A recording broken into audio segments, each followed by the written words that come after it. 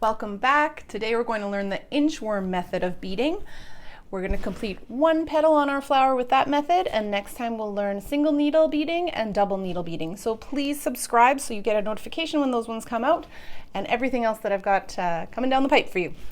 Let's get started. I have completed one petal for you because we're going to do 3 more, and I thought you might like the inspiration of one done. This first one is inchworm method. I like to teach it first so the kids get control of the beads. It's a great beginner method for beading.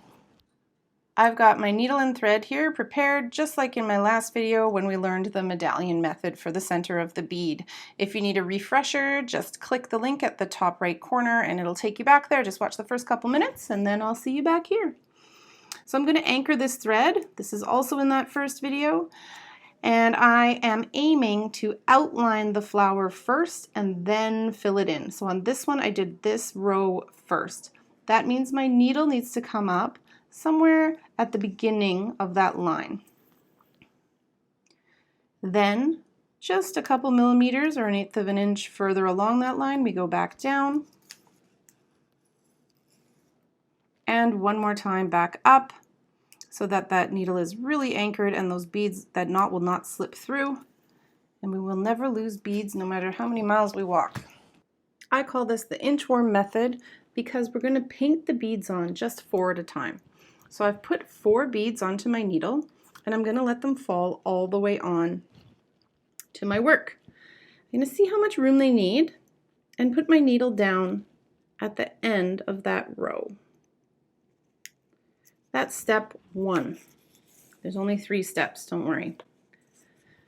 Step 2 is to come back up between the second and third beads. So that's right in the middle of your row of 4. Hop over and go back down to sew down the thread that runs between the beads. Lastly, step 3 is to come up behind the very last bead you did. Pull your thread all the way up, and then this is the part that confuses my students sometimes. I'm going to put my needle right through that bead, so I'm not touching the fabric. It's like I'm stringing the bead for the first time. And the reason I do that is because when I put 4 more on, I want them to snug up nice and flush with the last ones. No jarring bits. All right, I'm ready for 4 more. I let them slide all the way down onto my fabric, place them where I want them, put my needle down at the end of the row and pull it through. That's step 1.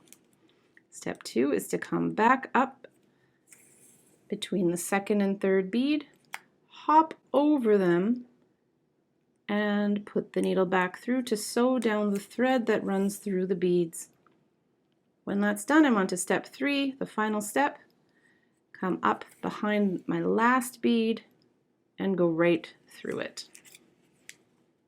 All right, I'm going to finish this row.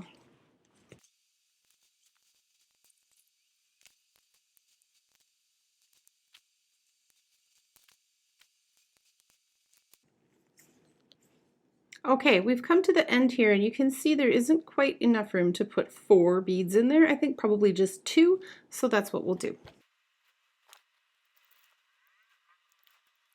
And there you have it. There's our first row done with the inchworm method. I'm going to now do a second row inside so you can see what starts to happen. If you look over here, it does get quite crowded in the middle, and at the end I just put 2 beads in the middle. So you do need to improvise a little bit when space gets tight, but for now let's do one more row.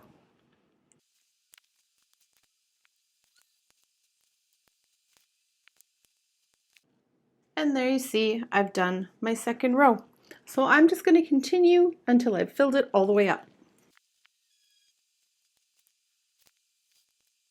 Okay, so as I said before, you do get to a point where putting 4 beads in is just impractical. So I'm going to try 2 beads across this little space and then see what I have left.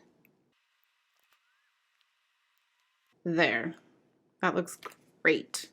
Now to tie it off at the back, just like we did with the medallion method, and I hope I have enough thread to make this work, I just want to pinch Just a little like skim of fabric at the back, not enough that I could see it from the right side. And I'm going to do that 3 or 4 times, and then I can cut my thread.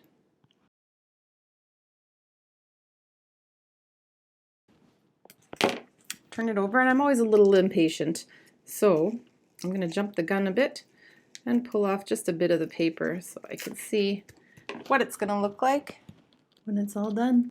So there you have it. It looks just like its partner.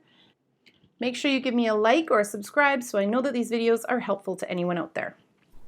Thanks for watching. Be sure to hit subscribe so you know when my next video comes out, which will be on single needle beading, and then we'll move on to assembling our moccasins. See you then.